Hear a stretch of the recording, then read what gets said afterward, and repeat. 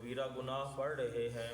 کبیرہ گناہوں میں سے ایک جو بڑا گناہ ہے، کبیرہ گناہ ہے، وہ ترک الصلاۃ ہے، نماز کو چھوڑنا کبیرہ گناہ ہے، اور ہر کبیرہ گناہ اگر توبہ نہ کی جائے تو جہنم میں لے جاتا ہے۔ 2 دن ہم نے آیات مبارکہ پڑھی ہیں، آج ہم انشاءاللہ ایک حدیث مبارکہ پڑھیں گے نماز کے متعلق۔ حضرت عبداللہ بن عمر رضی اللہ تعالی عنہما سے روایت ہے، آپ فرماتے ہیں رسول اللہ صلی اللہ تعالی وسلم نے ایک دن خطبے کے اندر نماز کا ذکر فرمایا اور فرمایا من حافظ علیہا کانت لہ نورا و برہانا و نجاتا یوم القیامہ۔ رسول اللہ صلی اللہ تعالی وسلم نے فرمایا وہ بندہ جو 5 نمازوں کی حفاظت کرتا ہے، محافظت کرتا ہے، پابندی کرتا ہے، فرمایا کانت لہ نورا، تو اس کے لیے یہ قیامت کے دن یہ نماز نور ہوگی، روشنی ہوگی۔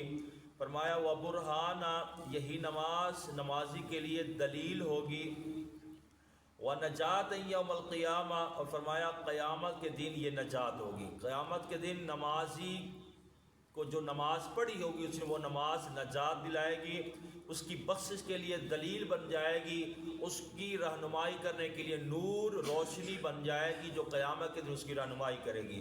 اور مصطفیٰ کریم صلی اللہ علیہ وسلم نے فرمایا، اب پیچھے تو فرمایا کہ جو لوگ نماز پڑھتے ہیں ان کے لیے یہ نور ہے، دلیل ہے، برہان ہے اور نجات ہے، اور فرمایا وَمَن لَّمْ يُحَافِظْ عَلَيْهَا، اور فرمایا وہ لوگ جو محافظت نہیں کرتے، جو نمازوں کی پابندی نہیں کرتے، کبھی کبھار پڑھتے ہیں یا سرے سے نہیں پڑھتے، فرمایا لم تکن لہ نورا، نماز اس کے لیے نور نہیں ہوگی۔ فرمایا ولا برہانہ، فرمایا اس کے لیے دلیل بھی نہیں ہوگی، ولا نجات یوم القیامہ، اور فرمایا اس کے لیے جو ہے وہ نجات بھی یہ نماز نہیں ہوگی قیامت کے دن۔ اور فرمایا وکان یوم القیامۃ مع فرعون و قارون و حامان و ابی بن خلف۔ نبی پاک صلی اللہ علیہ وسلم نے فرمایا اور وہ لوگ جو نماز نہیں پڑھتے ہیں، نماز کے قریب نہیں جاتے ہیں، فرمایا قیامت کے دن ان کا حشر فرمایا فرعون کے ساتھ ہوگا، قارون کے ساتھ ہوگا، یا حامان کے ساتھ ہوگا، اور ابی بن خلف کے ساتھ ہوگا۔ یعنی ان کا حشر، علماء کرام نے لکھا ہے کہ ان کا حشر یعنی جو نماز کو چھوڑنے والے ہیں تو ان کا حشر جو ہے وہ ان چاروں کے ساتھ جو ہے وہ کیا جائے گا۔ فرعون حضرت موسیٰ علیہ السلام کے مقابلے میں آنے والا، جس نے اپنے آپ کو خدا ہونے کا دعویٰ کیا تھا کہ میں خدا ہوں، اور فرعون کا ایک وزیر حامان تھا، اور قارون حضرت موسیٰ علیہ السلام کے دور میں تھا، آپ کا غالباً خالہ زاد یا چچا زاد تھا، کہ جس کے پاس بے تحاشا خزانہ تھا۔ اور ابی بن خلف یہ حضور نبی کریم صلی اللہ علیہ وسلم کے دشمنوں میں سے ایک دشمن تھا۔ تو یہ 4 اشخاص بدترین تھے، بدتر سے بھی بدتر تھے، اور یہ سب سے بڑے کافر تھے۔ تو جو لوگ نماز نہیں پڑھتے تو ان کا حشر بھی ان کافروں کے ساتھ جو ہے وہ کیا جائے گا۔ اور علماء کرام نے لکھا ہے کہ جو بندہ بادشاہی کی وجہ سے، کرسی کی وجہ سے نماز کو چھوڑتا ہے اس کا حشر فرعون کے ساتھ ہوگا۔ اسی طرح جو بندہ نماز کو کسی وزارت کی وجہ سے چھوڑتا ہے، فرمایا اس کا حشر جو ہے وہ فرعون کے وزیر حامان کے ساتھ ہوگا۔ اور فرمایا اگر کوئی بندہ مال کی سبب، تجارت کے سبب، دولت کی سبب، دکانداری چلانے کے سبب نماز کو چھوڑ دیتا ہے، یعنی پیسے کمانے میں لگا ہوا ہے، نماز کو چھوڑ دیتا ہے، اس کا حشر جو ہے وہ قارون کے ساتھ ہوگا۔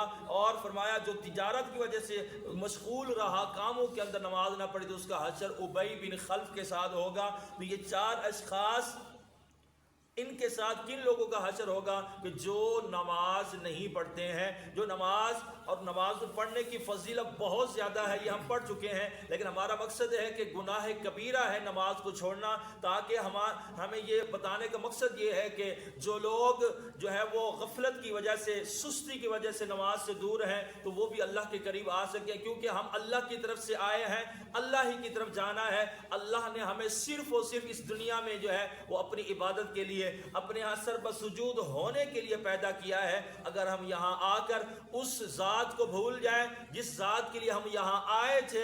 تو فرمایا جب جہاں وہ اللہ کے ہاں جائیں گے تو کیا اللہ کو منہ دکھائیں گے کہ ہم نے دنیا کے اندر کیا کیا تھا کہ ایک مرتبہ بھی ہم یا اللہ تیرے گھر میں آ کر تجھے سجدہ نہیں کیا. اس طرح حضرت سیدنا امیر المؤمنین سیدنا عمر فاروق رضی اللہ تعالیٰ عنہ کا فرمان ہے. آپ فرماتے ہیں کہ جو بندہ نماز کو ضائع کر دیتا ہے, نماز کو پڑھتا نہیں ہے, فرمایا اس کا اسلام کے اندر کوئی حصہ ہی نہیں ہے. فرمایا اسلام کے اندر اس کا کوئی حصہ نہیں ہے. اور یہ بہت سی حدیثیں ہم پڑھ چکے ہیں کہ جو نماز جان بوجھ کر چھوڑ دیتا ہے ایسے ہے کہ جو گویا کہ اس نے کفر کیا ہے. تو سرکار علیہ السلام کے فرامین اور بھی بہت سارے ہیں. مقصد یہ ہے کہ ہم نے نماز جو ہے وہ چٹی سمجھ کے نہیں پڑھنی. نماز جو ہے بالکل محبت کے اندر اللہ کی رضا کے لیے آنا ہے, اللہ کی خوشنودی کے لیے خشوع و خضوع کے ساتھ ہم نے نماز ادا کرنی ہے. یہی نماز کل بروز قیامت ہمارے لیے نجات بن جائے گی. اگر ہم اس نماز سے دور رہے, نماز کو نہ پڑھتے رہے تو یہ کبیرہ گناہ ہے. ہر کبیرہ گناہ جہنم میں لے جاتا ہے. اگر توبہ نہ کی, اگر توبہ کر بھی لیں تو گزشتہ نمازوں کو دہرانا ہوگا, ان کی قضا کرنی ہوگی, تب جا کر ہماری توبہ قبول ہوگی. تو اس لیے چاہیے کہ ہماری زندگی کا کوئی پتہ نہیں ہے, ہو سکتا ہے یہ ہمارا آخری سال ہو سکتا ہے یہ مہینہ ہمارا آخری ہو, یہ بھی ہو سکتا ہے کہ ہمارا یہ آخری دن ہو. تو اس لیے نمازوں سے دور نہ رہیں. اللہ تبارک و تعالیٰ سے دعا کرتے ہیں, اللہ تبارک و تعالیٰ ہم تمام کو اور تمام مسلمانوں کو جو نمازوں سے دور ہیں, اللہ تبارک و تعالیٰ نماز کے قریب آنے کی توفیق عطا فرمائے, نماز سے محبت کرنے کی توفیق عطا فرمائے, اور ہم سب کو علم دین سیکھنے کی, اس پر عمل کرنے کی توفیق عطا فرمائے. وآخر دعوایا الحمدللہ رب العالمین.